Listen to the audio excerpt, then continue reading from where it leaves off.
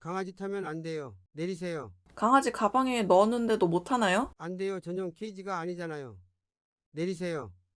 여러분은 강아지와 함께 대중교통을 이용해 보신 적 있으신가요? 저는 베리랑 함께 멀리 나갈 때 자차도 이용하지만 버스나 지하철, 택시도 자주 이용하는데요. 아직 한 번도 승차 거부를 당한 적이 없지만 대중교통을 탈 때마다 승차 거부를 당하면 어떡하지? 라는 생각을 하는 것 같아요. 만약에 승차 거부를 당했다면 어떻게 해야 할까요? 오늘은 버스, 지하철, 기차, 택시, 비행기까지 강아지와 탑승하려면 어떻게 해야 할지 알아볼 건데요. 정확히 알고 있어야 승차 거부를 안 당하고 반려견과의 여행이나 나들이에 차질이 생기지 않겠죠. 영상을 보시게 된다면 강아지와 대중교통을 탈 때 어떤 걸 조심해야 하는지, 무엇을 꼭 지켜야 하는지 알게 되실 거고요. 또 제가 베리와 대중교통을 이용하면서 여러 꿀팁도 알려드릴 예정이에요. 안 보고 지나친다면 진짜 손해. 반려견을 키우면서 대중교통을 이용할 일이 생길 때 이 꿀팁들도 알아두신다면 정말 많은 도움이 되실 거예요. 시작하기 전에 알아두셔야 할 사항 먼저 설명드릴게요. 동물보호법에 따르면 모든 종류의 동물은 이동 가방과 같은 안전장치 이후 탑승 가능이라고 명시되어 있는데요. 하지만 법률로 지정한 맹견류와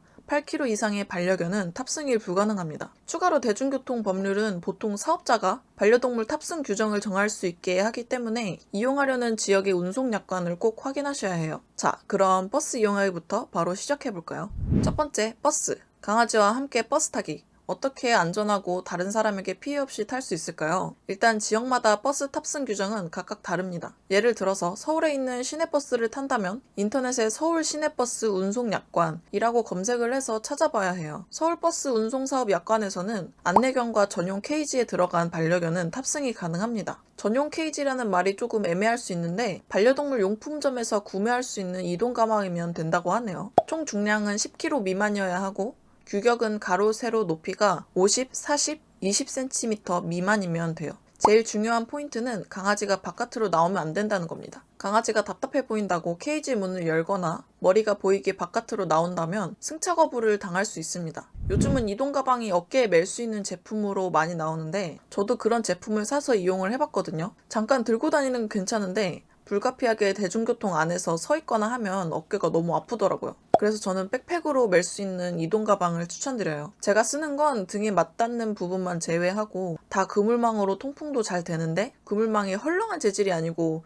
단단한 재질이라 강아지가 잘 안 보이고 내구성도 되게 좋아서 가끔 대중교통 이용할 때 항상 이것만 사용하는 것 같아요. 고속버스나 시외버스 경우도 각 회사마다 규정이 다른데요. 가장 정석적인 방법은 사전에 터미널이나 버스 회사에 전화를 해서 탑승이 가능한지 물어보는 것입니다. 개인적으로 대중교통 중에서 승차 거부를 많이 당하는 게 버스가 아닐까 싶네요. 지하철은 탈 때 운전기사님을 뵙는 것도 아니고 기차나 비행기는 반려동물 전용 좌석이 있거나 예약할 때 반려동물이 있는지 체크하는 항목이 있거든요. 하지만 버스는 탑승하자마자 운전기사님과 대면하니까 아무래도 다른 대중교통보다 탑승 거부가 많이 일어날 수밖에 없는 것 같아요. 만약 위의 방법대로 강아지와 탔지만 승차 거부를 당했다면 승차 거부 신고를 하시면 되는데요. 승차 거부 시간과 버스의 번호, 그리고 혹시 모르니 탑승했을 때 강아지를 어떤 식으로 가방에 넣은 상태였는지 사진을 찍으시고 신고 전화를 하시면 됩니다. 신고 방법은 지역번호의 120번으로 전화를 하시면 되고요. 서울의 경우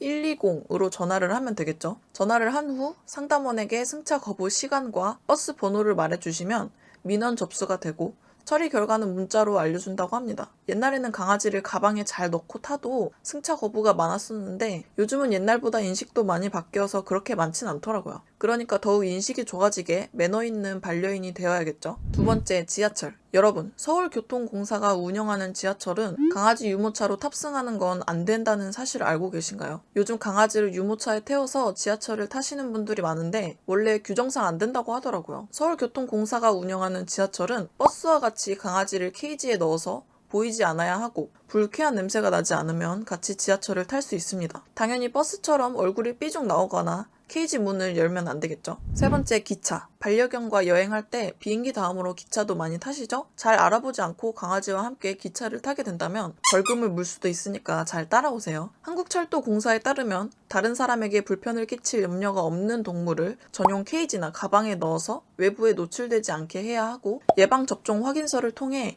예방접종을 모두 끝마쳤는지 확인을 해야 합니다. KTX는 애견 동반 좌석을 추가 구매해서 같이 탈 수 있는데 SRT는 따로 없기 때문에 발 아래에 두셔야 해요. KTX에서 애견 애견 동반 좌석을 구매할 때 유아용 요금으로 결제하면 벌금이 있기 때문에 꼭 성인 요금으로 결제하셔야 하고요. 여기서 꿀팁. 발 아래에 둬야 하는데 사실 케이지를 놓을 수 있을 만큼 공간이 그렇게 크지 않거든요. 기차 맨 앞자리는 아래쪽 공간이 다른 좌석보다 조금 크기 때문에 앞좌석을 예매할 수 있다면 앞좌석을 예매해서 케이지 둘 공간을 확보해 주시는 게 좋아요. 제일 좋은 방법은 KTX의 경우 옆자리 좌석을 구매해서 반려견과 함께 탑승하거나 SRT는 공간이 넓은 특실을 구매해서 같이 탑승하는 것입니다. KTX 운송 규정은 이렇게 되고요. SRT 규정은 이렇게 됩니다. KTX랑 비슷하죠? 네 번째, 택시. 택시도 많은 보호자분들이 자주 이용하실 것 같아서 설명드리려고요. 택시는 탑승 거부나 눈치를 주는 일이 자주 있는데 그런 상황을 피할 수 있는 꿀팁을 알려드릴게요. 택시에도 강아지 몸과 머리를 모두 넣어 사방이 막힌 이동장이나 가방을 이용하면 탑승이 가능한데요. 규정이 정해져 있지만 택시 특성상 아무래도 개인이 운영하는 수단이다 보니 운전기사님이 강아지를 좋아하는지 안 좋아하는지에 따라서 종종 탑승 거부가 발생하기도 해요. 아무래도 규정이 있어 단호하게 탑승 거부를 못하고 택시를 타고 가는 내내 눈치를 주시는 기사님도 있고요. 그래서 요즘은 펫택시라는 애견 동반 가능 서비스를 이용하는 보호자분들이 점점 많아지는 것 같습니다. 펫택시는 일반 택시와 다르게 출발하기 최소 30분 전에 예약을 해야 하고 반려견을 안고 탑승이 가능합니다. 게다가 대형견도 탑승이 가능하다고 하네요. 택시 안에는 펫프렌들리한 기사님이 지정되고 강아지 관련 용품들이 구비되어 있어서 편하게 갈 수 있습니다. 하지만 펫택시 자체가 예약이 힘들다고 하니 며칠 전부터 예약을 해놓는 게 좋을 것 같아요. 일반 택시도 물론 탈 수 있는데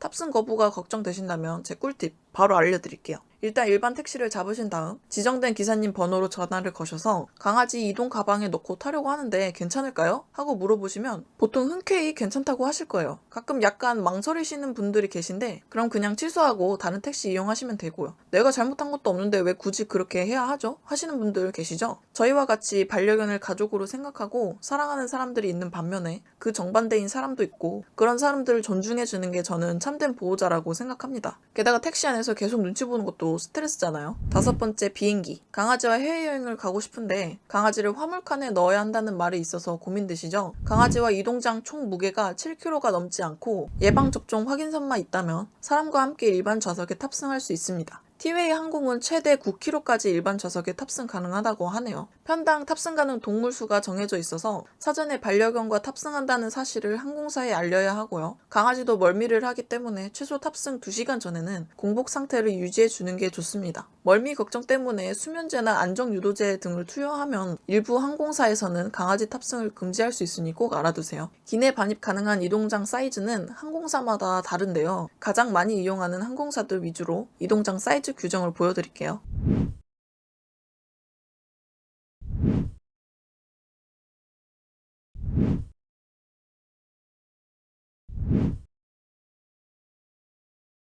국내 최초로 애견 동반으로 제주 여행이 가능한 댕댕이 제주 전세기도 나왔다고 하니까 제주 여행을 계획하고 계신다면 제주 전세기를 타고 반려견과 함께 편하게 비행기를 탈 수도 있어요. 자, 이때까지 설명드린 내용들 정리해서 올려드릴게요.